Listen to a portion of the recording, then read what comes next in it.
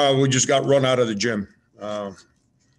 Defensively, we just didn't put up any fight, any resistance, and offensively, we played selfishly, which was going into the game. That's all we spoke about was don't take bad shots, and because when you do, they score every time.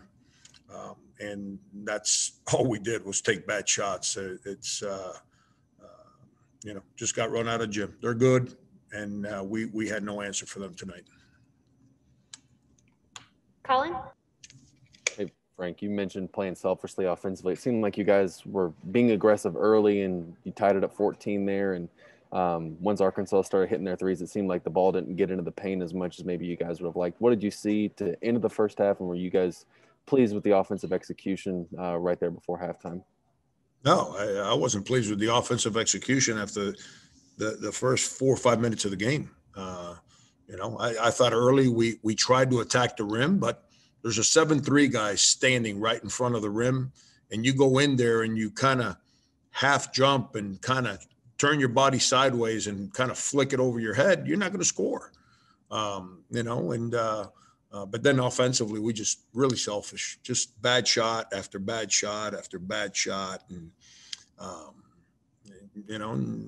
then if you're going to take bad shots, then defensively, you need to go get it back. And we put up no fight. It's just defensively.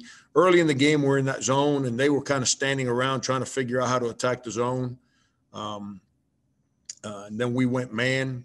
And when we went man, they came at us, and we put up zero fight. And then when we went back to zone, then they had that aggression going, and they just kept going at our zone and our man, and just we no resolve defensively. Michael? Frank, I know you've talked a lot about the opposing team's best player or best guard putting up career nights, and Moses Moody tonight I think tied a career high. I mean, just how difficult is he to guard, and just what did you think of the defensive effort against him in particular tonight? Real good player. Real good player. I remember my second year at K-State. We're really young. Jody Meeks had 38 against us, but we fought our tails off for those 38. He was just ridiculously good. We tried. We were all sophomores that year, except for our big guy who was a junior. We fought and lost to him by 2 and fought our tails off, and he had 38. And after the game, I was furious that we allowed him to go for 38. And a week later, he played a week or 10 days later, they played Tennessee, and Tennessee was top 20 in the country, and he went for 54. So I kind of said, you know what? Maybe he was just really good against us that day. Marcus Moody is good, but we made it really easy for him. I don't think he even broke a sweat trying to score. We were undisciplined. We gambled off of him, and they got good players. And when you let good players feel comfortable, they play really, really good. And we never made them uncomfortable. And that's what you get when you play, one of the top 15 teams in the country, and you don't put up the fight defensively you got to play with, and you don't play with the discipline offensively that we spoke about trying to play with. Mike? Frank, I know you mentioned some of the things tonight that just didn't go your way, or you guys just didn't execute. I know this might be the $1 million question, but you guys have shown this year that you guys are capable of being able to play some good basketball, and against very good teams too. Mm-hmm. Just where your mind at is right now. Can you figure out what just hasn't been working with you guys in terms of being able to carry any type of momentum from one game into the next?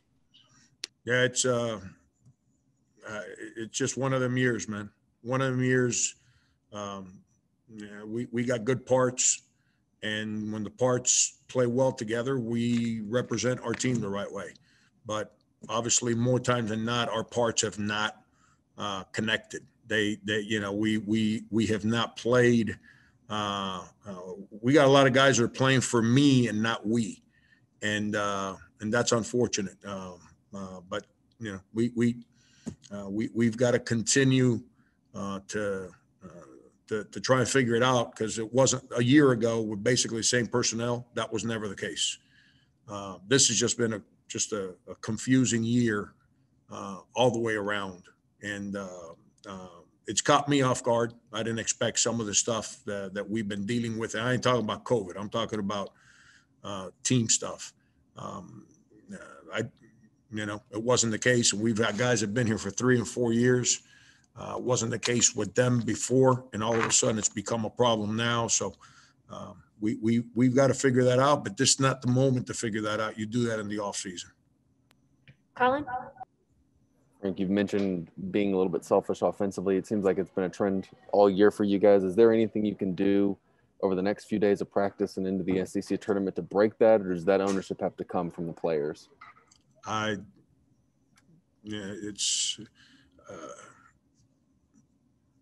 Colin, how long you been covering my team? 5 years now. Okay. So you were around when we had my first group of upperclassmen. Were you around then? Yeah. Did we play like this? No. Huh? No. Yeah. So I've got upperclassmen and we're playing like this. So I don't have an answer for you right now.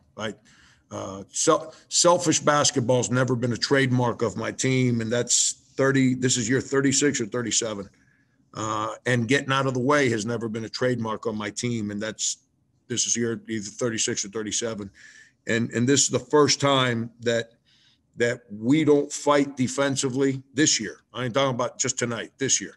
It's the first time that we don't fight defensively and we play disjointed on offense.